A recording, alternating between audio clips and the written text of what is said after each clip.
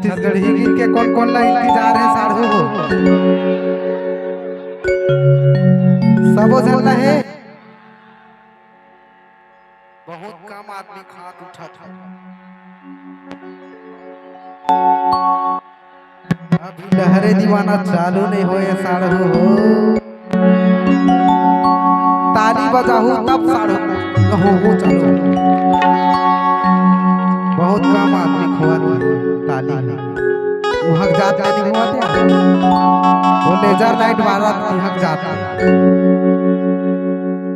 हाँ ठीक है वहाँ इशारा मिल गया। ये 16 साल तोरे भरे जवानी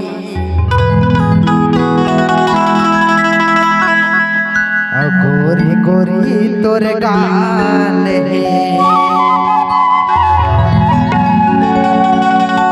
तोर पाछू सतनामी डौका गई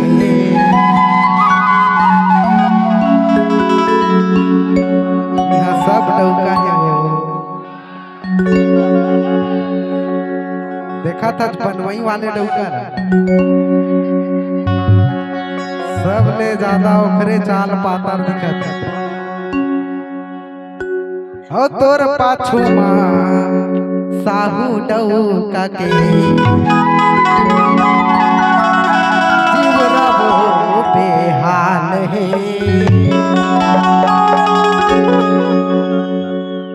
16 साल तोरे ए भरे जवानी